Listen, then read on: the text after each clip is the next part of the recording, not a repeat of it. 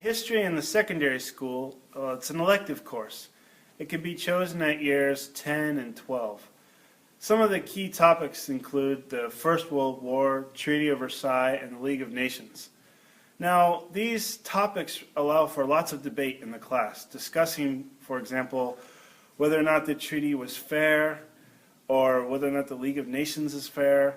As far as China goes, the YCIS course allows us to look at other topics that perhaps we wouldn't study in Western countries. One example is, why did China become a communist state in 1949? We also go into the causes and impacts of major historical events. Now, within the IB diploma at year 12, we study the causes, practices, and effects of war. We do an in-depth study on World War I and World War II. We also study the Chinese Civil War. Now, each student has a chance to do a research project on a war of their choice. Each student can also do an internal assessment on a topic of their choice.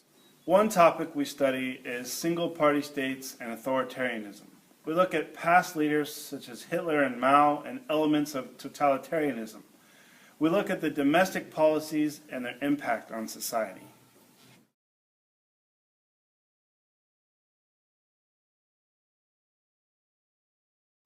Now, the curriculum mainly differs in the content that's taught. If you go to a state school in America, England, or a Western country, you'll most likely learn the national history of the country, but also the state history in some countries.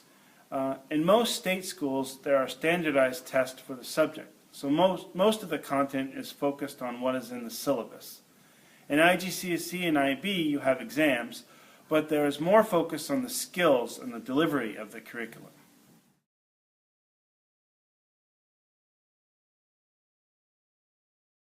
The important thing to know is that history isn't just about facts and figures.